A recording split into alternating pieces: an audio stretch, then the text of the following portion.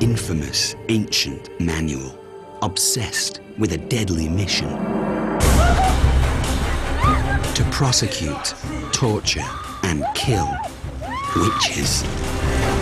And you can have this hammer. You can use it to smash them. For 2 centuries, the book helps ignite a reign of terror.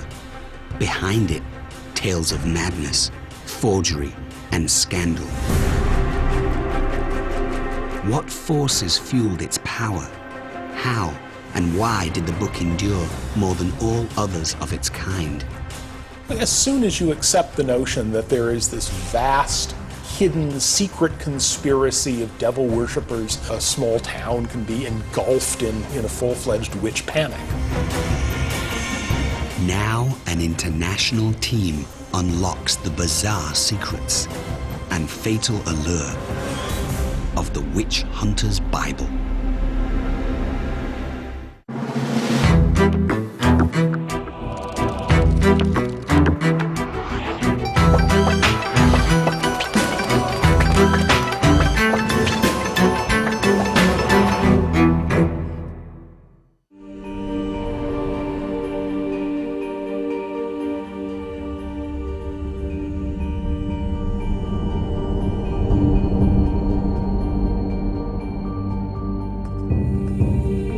Malleus Maleficarum. Translation: The Hammer of Witches. 256 pages of dense Latin text, written in 1486. It is arguably the most comprehensive encyclopedia and legal manual ever created to prove that witches are real and must be put to death.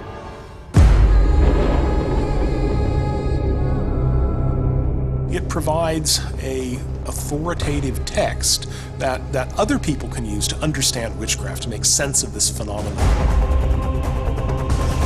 In the 16th and 17th centuries, with an estimated 30,000 plus copies in print, the Hammer of Witches spreads across Europe like a plague. In time, the book's ideas even reached the New World. By the end of the witch craze, the hammer helped send an estimated 60,000 victims to their deaths. But how did it become such an infamous and deadly witch hunter's Bible? The hammer didn't invent the witch hunt. Europe's first major witch hunts predate the book by more than a century.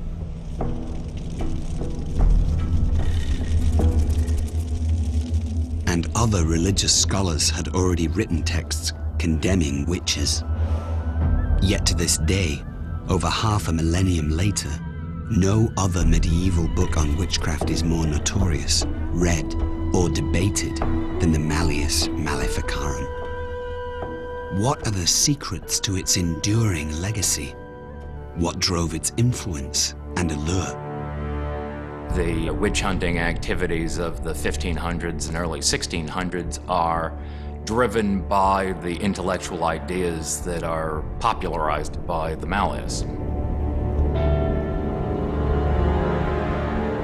The Malleus Maleficarum went through many editions, was read by lots of people, and there are certainly a great many people who had known about witchcraft previously, may have had some doubts about it, and now they get persuaded.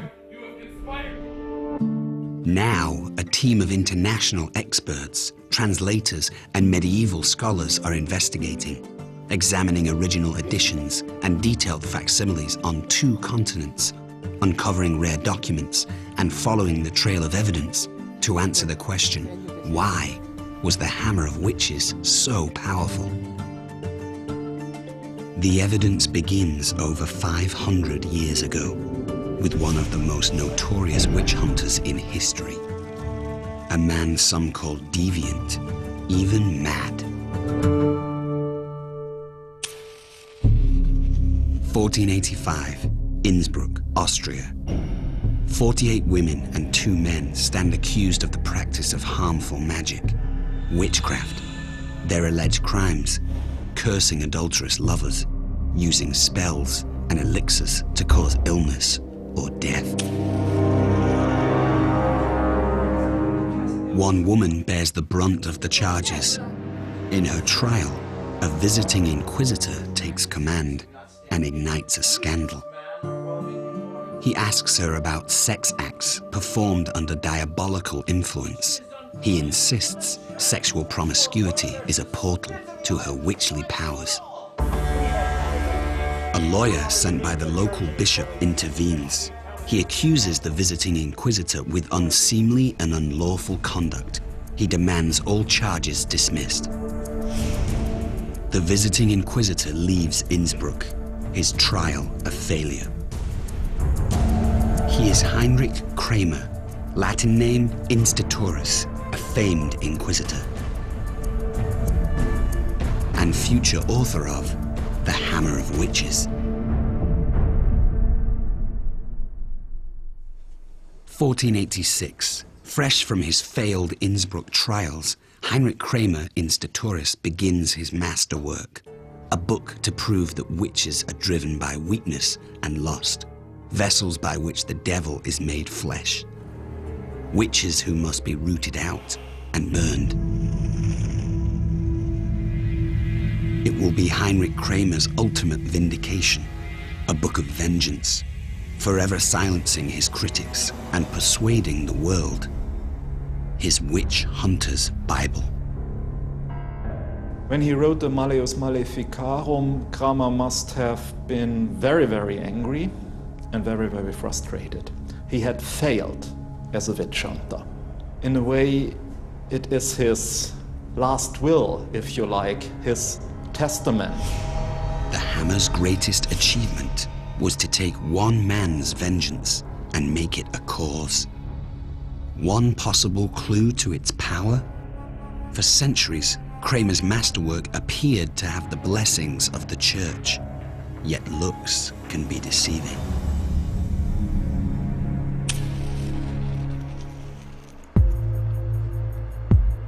November 2009, Berlin, roughly 400 miles from where the Hammer of Witches was born, the German Historical Museum. Searching for evidence that might explain the book's unusual success, Malleus investigators Dr. Johannes Dillinger and Dr. Andre Schnitter want to examine two copies up close.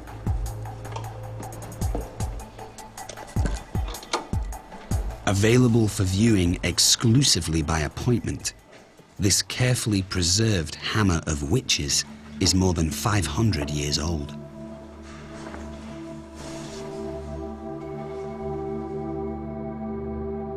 Any quest to understand the book's success must begin with a critical document contained inside it. Some have seen it as the most powerful endorsement the Hammer ever received from the church itself. It's called a papal bull. Similar to a royal proclamation, a papal bull is a document signed by the Pope stating an official church doctrine. It remains one of the most notorious bulls in history. The Summis Desiderantus, known as the Witchcraft Bull.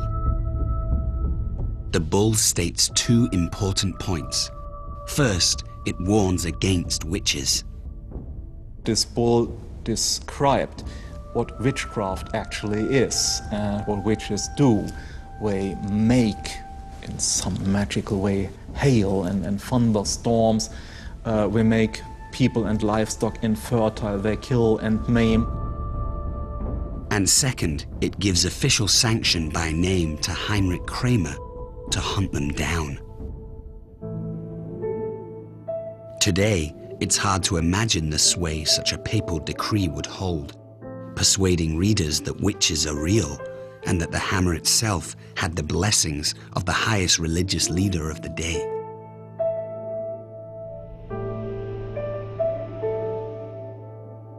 But there's a problem.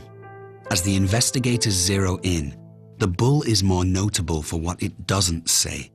At no point does it mention anything about the Hammer of Witches.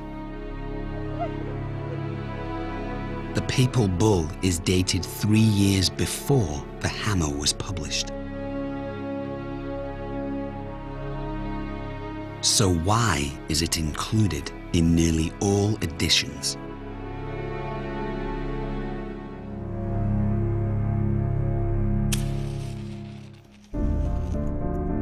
The answer begins in 1484. According to some historians, Heinrich Kramer prepares to travel to Rome. He is frustrated by authorities refusing to cooperate with his witch hunts. He brings a letter arguing for permission to prosecute witches under full sanction from the Pope. Kramer also brings an undisclosed sum, payment to help persuade the Vatican to agree to his request. Kramer's letter works. It becomes the foundation for the Summis Desiderantes.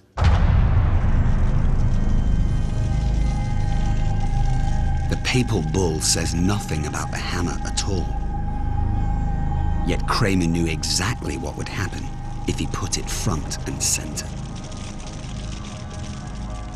This bull came in very, very handily because it suggested that the Vatican was perfectly all right with everything the Malleus Maleficarum had to say.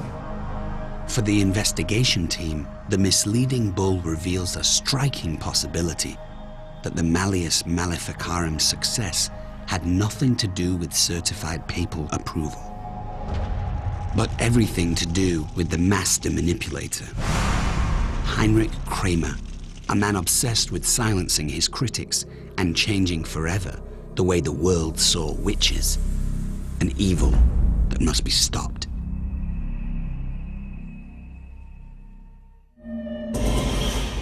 The Malleus Maleficarum, Witch Hunter's Bible, is about to be born. 1485 to 1486, the Tyrol region near Austria. Author Heinrich Kramer's Hammer of Witches begins to take shape. He is determined to create the definitive encyclopedia on the witch hunt. Kramer takes literally everything he can get his hands on to prove that there are witches and witches are really, really dangerous. The hammer describes the dangers of witchcraft in detail. Clairvoyant sorcery, spells for deadly diseases, babies kidnapped and sacrificed, conjurations of natural disasters, blood-drinking acts of cannibalism, witches flying through the air to meet demon consorts and attend ceremonies of black magic, sabbats. In his book, Kramer also incorporates real-life examples of his own witch hunting. One sensational trial becomes his model. A trial that took place before his humiliation at Innsbruck. He sees it as a perfect, deadly witch prosecution. 1484, Ravensburg, Germany. A hailstorm has ravaged the region. The suspected cause? Witchcraft. In court, 8 women face a delegation of local officials. And one other. Heinrich Kramer. Nearby is the Inquisitor's favored punishment, the strappado. Pulled upwards by their wrists, victims hang, often until their arms dislocate from their sockets. At last, according to Kramer, 2 women confess to acts of demonic sorcery, causing deadly storms. Heinrich Kramer orders the women burned alive.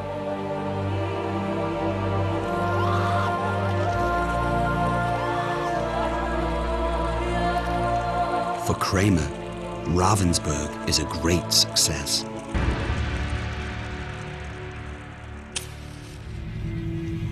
Two years later, in his masterwork, he depicts the trial as only he can, a detailed account from the executioner himself.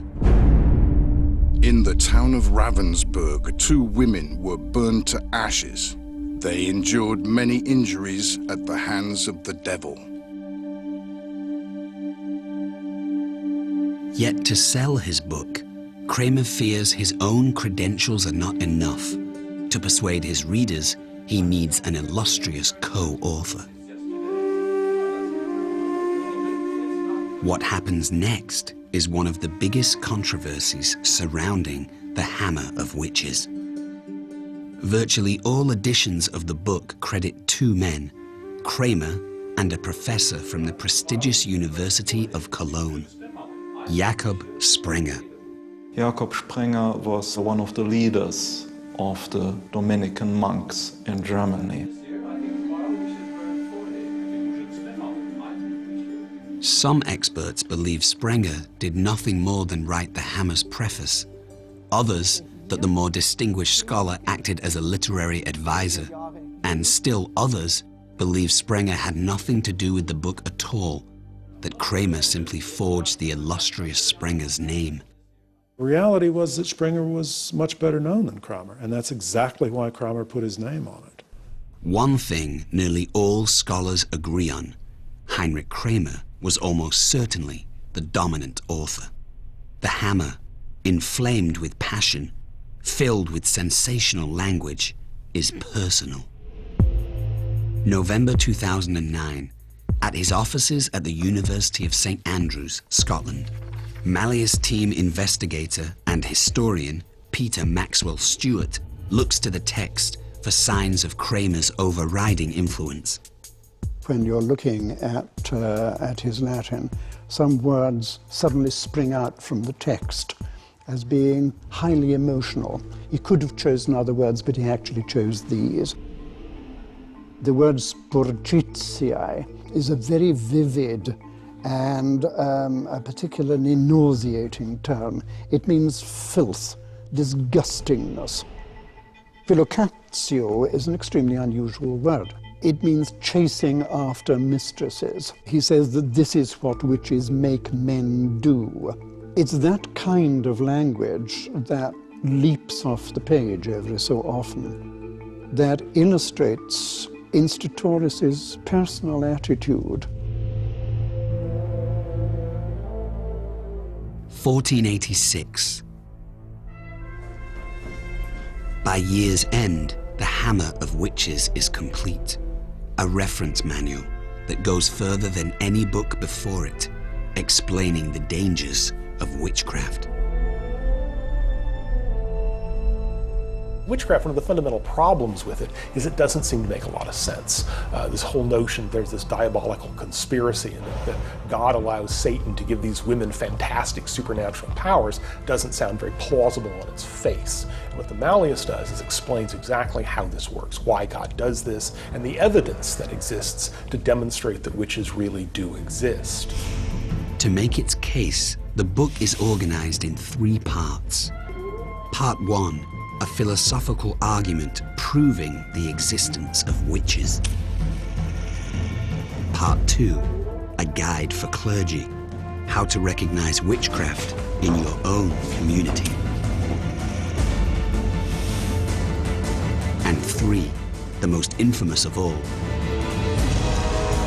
a legal manual, practical handbook for accusation, prosecution, and the witch death penalty. His book complete, Kramer could have no way of knowing how successful his 3-part Witch Hunter's Bible would become. In time, it helped send witches to their deaths by the tens of thousands. To understand the Witch Hunter's Bible's deadly impact, scholars examine the way the world saw witches, both before and after Heinrich Kramer Institoris's Hammer of Witches. Isolated accounts of witch hunting date back to the Dark Ages. Europe's first widespread witch craze erupts in the mid-1300s, a century before the hammer. As witch hunting spreads, it also changes. What began as an effort to stamp out pagan sorcery, the conjuring of weather, healing and practical magic, transforms into a far more dangerous hatred. Witches morph from heathens into satanic heretics. By the time of the Malleus Maleficarum Hammer of Witches in 1486, there is still much debate over exactly how witches get their demonic powers. Up to the time of the Malleus, people disagreed very strongly, even people who believed in witches. The hammer provides the answers. To the question, how does Satan corrupt humans? The hammer's answer is frightening. He makes them his accomplices, and lusty women are the most likely accomplices of all. Carnal lusting is insatiable in them, and for this reason they cavort with demons.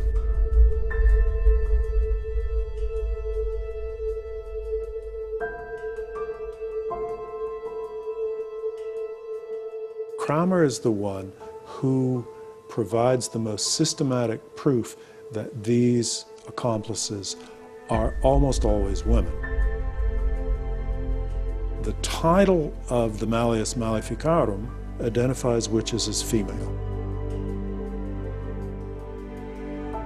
Kramer himself says that he refers to female witches rather than to generic or even male witches. To the question, why are witches to be feared and exterminated? The answer is even more terrifying. Witches are a sign of the apocalypse. Before the day of judgment, they will all be equally cast down into hell. Instauros ties this harm, this devil worship, to an apocalyptic fear of the end of days. God is so angered by the heresy of witchcraft that, first of all, he's permitting Satan to help witches do terrible things. Second of all, he's going to eventually bring the world to an end. Not eventually, he's going to do it sooner rather than later.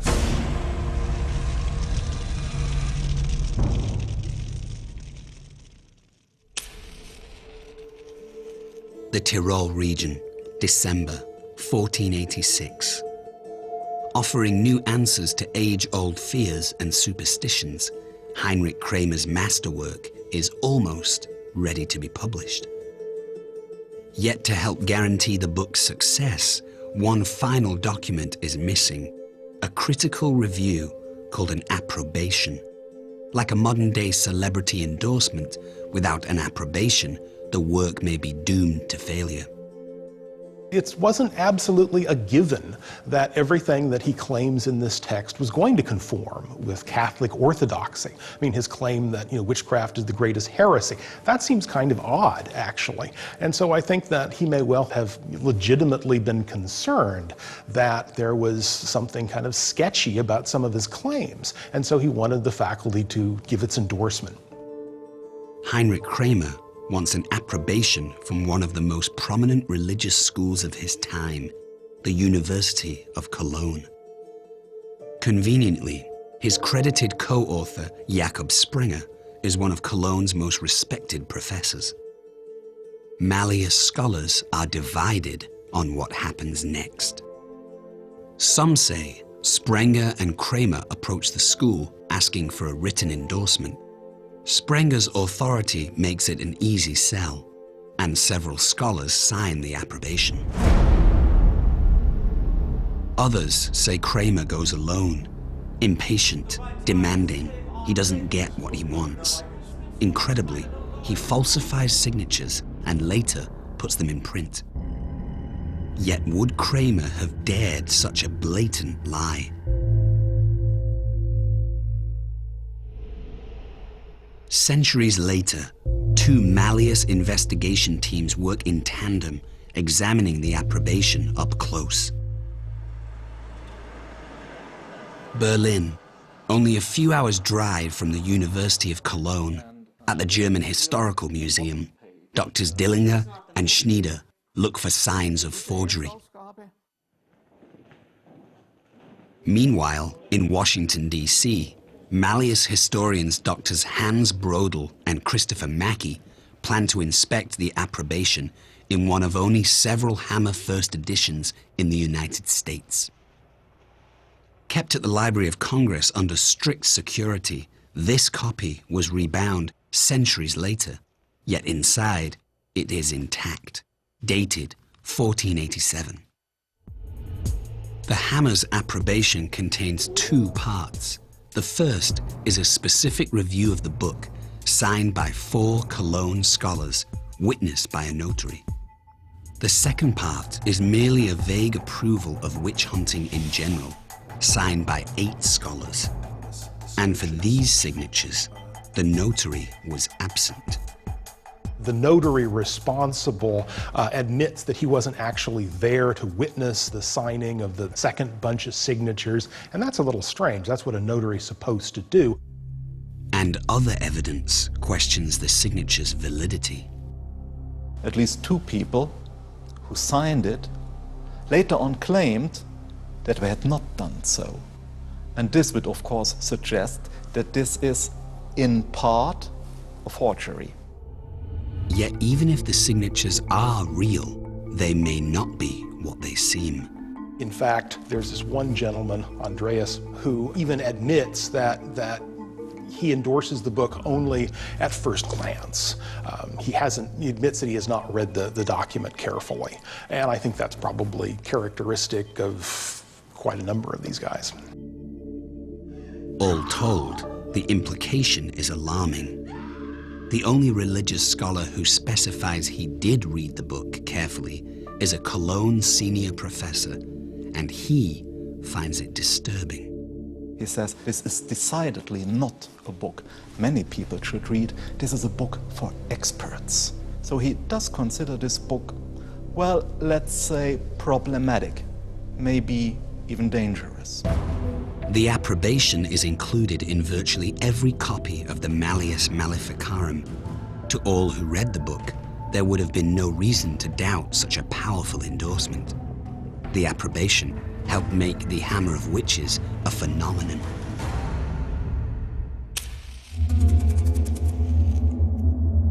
By late spring 1487, with the approbation complete, the Malleus is ready for the public. Originally printed in the town of Speyer, Germany, the Witch Hunter's Bible is about to be unleashed.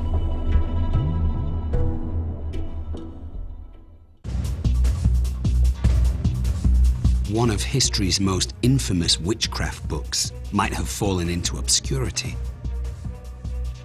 But the Hammer of Witches coincided with an invention that changed the world.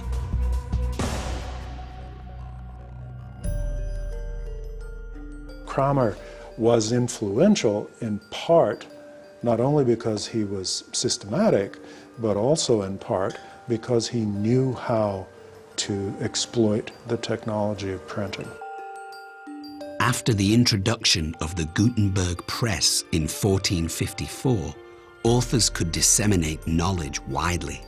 For the first time in history, anyone with the means could write, print, sell, and distribute a book, influencing public opinion on a massive scale. With 150 copies released in its first print run, followed by hundreds more, promoted and sold to church and secular officials, local clergy, universities, and libraries, the Hammer of Witches spreads like a blaze. In time, some estimate it sells more than 30,000 copies. The Hammer hits the public at the dawn of the 16th century, a volatile era of clashing nations and epic wars. A time when the Catholic Church faces some of its greatest internal strife, and the Protestant Reformation is brewing. Into this chaos, the book's descriptions of apocalyptic witchcraft help create a culture of fear and suspicion. He was convinced, as were a large number of people at the time, that witches were on the increase. Satan's influence was growing within Europe, and that unless one did something about it, then Europe will be overwhelmed. Practices described in the Malleus become commonplace. Posting notices on town doors, inciting villagers to name names, invasive interrogations, how to use torture, and when to institute the death penalty. Yet from its first printing, not all approve of the hammer's ideas. Over the next decades, a few critics raise strong objections. Almost immediately, there are folks ready to stand up and say, this doesn't make any sense. But it is not enough. Violent witch hunts continue across northern Europe, wreaking havoc in Switzerland, France, Germany, and beyond. Read widely, the Malleus helped spark a new scourge of persecution, torture, and death.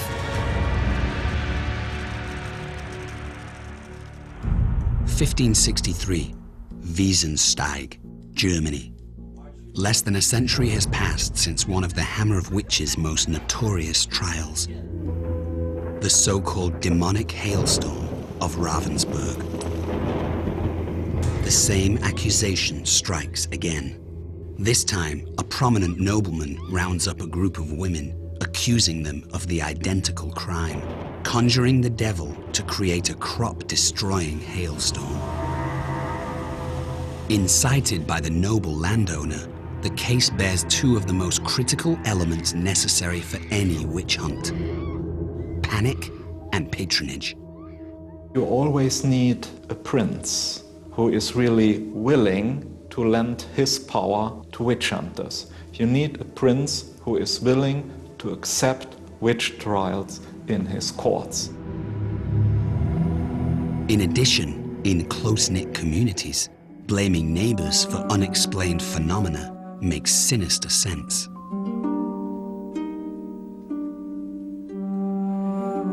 From time immemorial, people in small claustrophobic contexts, like villages, have had trouble with each other. One thing that this has led to in many societies is, in fact, this notion that certain people have the power to harm other people.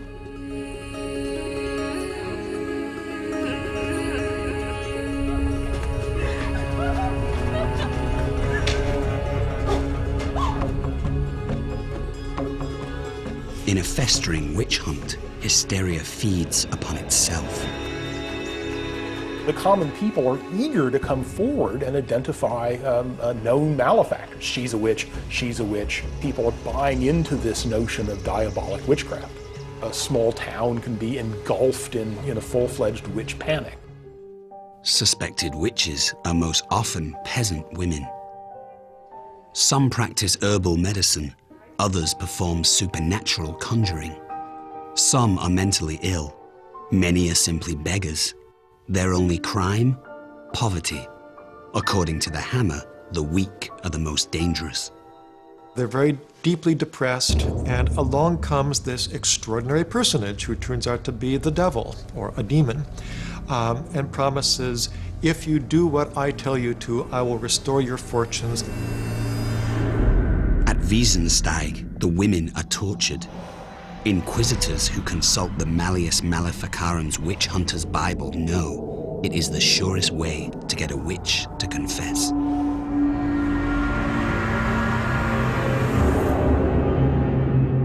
If the person does not confess the truth, a second or third day of questioning under torture. You can use torture to cause witches to name their accomplices. We know they have accomplices because they're part of this huge conspiracy. Among the worst devices, a head-boring iron helmet called the Skull Crusher, the Strappado, and a hand-smashing vice grip known as thumb screws. The Wiesensteig trials last for months. In total, more than 60 women confess and burn at the stake. And they are not alone. Some believe the Malleus Maleficarum inspires some of the worst acts of hatred against women in history. But could such hatred, or something else beneath it, offer a clue to the book's powerful allure?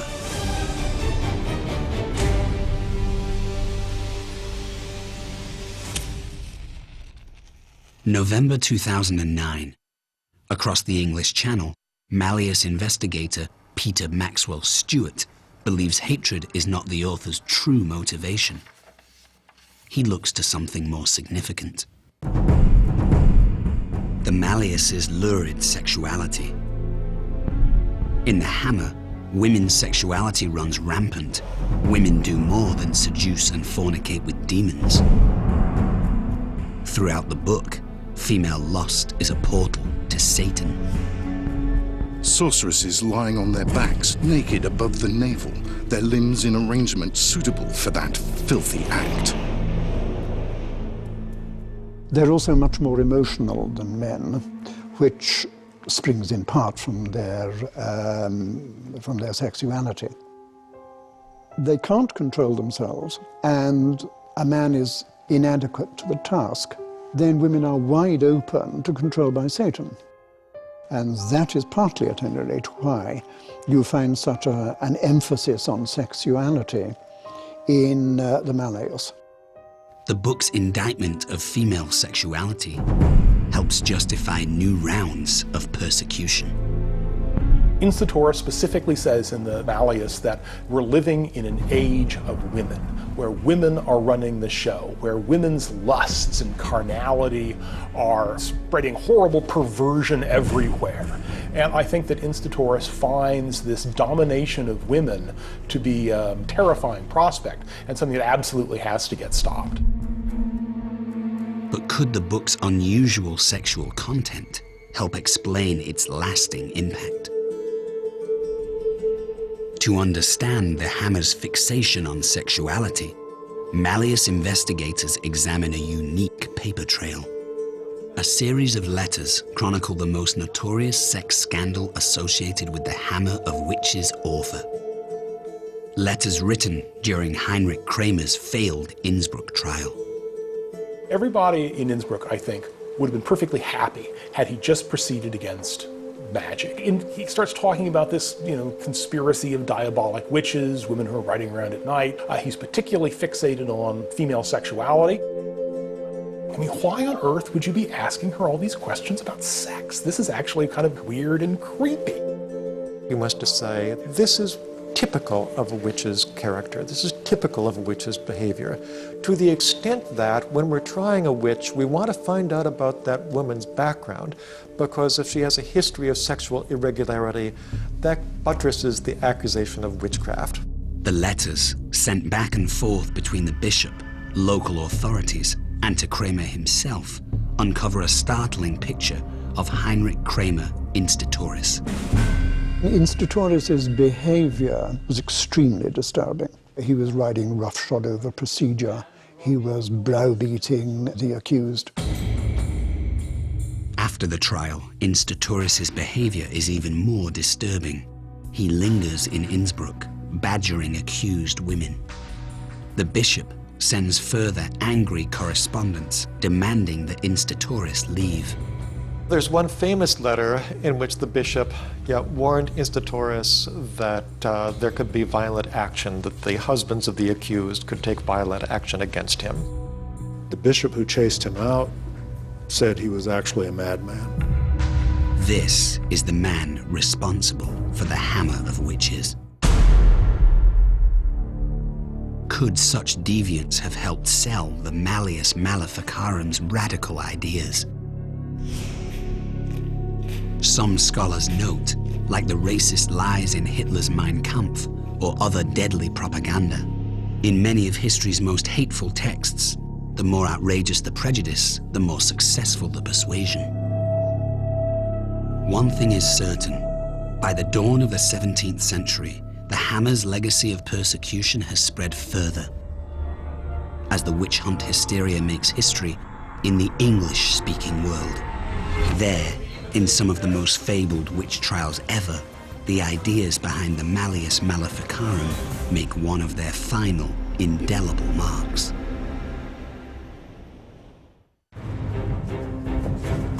1692. The witch hunter's Bible's most dangerous idea helps turn a colony into a mob. 2 communities make up the region of Salem, Massachusetts. Rumors of violent acts of witchcraft against children begin to circulate, and accusations turn ugly. If your goats have been dying, your kids have gotten sick, if you can associate these harms with threats from unpleasant people, you've got a case of witchcraft. Some prominent citizens dare the unspeakable. They express doubt. They question the validity of the charges and of the witch hunt itself. They too stand accused. Any who express doubt or defend their honor are suspect. Imagine living in a city today in which you knew that there was this secret diabolic conspiracy. Other people were blithely going around denying it, saying, oh no, this isn't true. This would seem worse than stupid. This would seem positively evil. Children bear witness. Family members die trying to protect their own kin. In time, even respected villagers hang from the gallows. In less than 1 year, town officials arrest 150 people, convict 29, and put 19 to death. Theories for the witch frenzy range from moldy, hallucinogenic grain to cultural repression. Even slave ghost stories.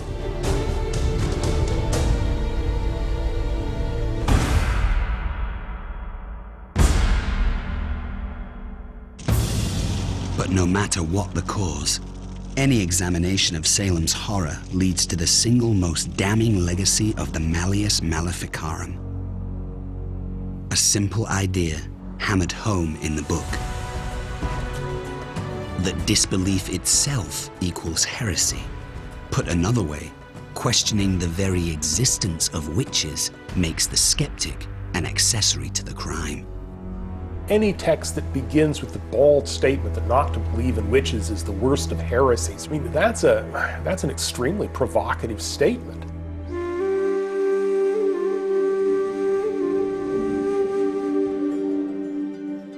In the psychology of witch hunts, such reasoning is the final nail in the coffin.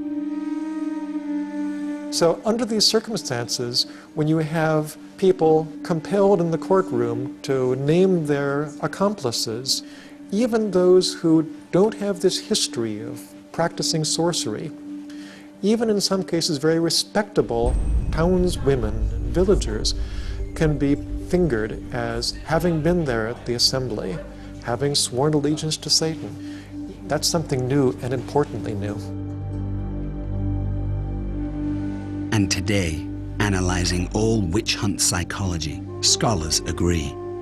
For 200 years, by turning doubt into a crime, the Malleus helped transform misogyny, paranoia, and fear into a monstrous institution. In the aftermath of Salem and trials like it in Europe, the witch craze is over. By the end of the 18th century, some estimate the final tally of witch dead at 40 to 60,000 victims.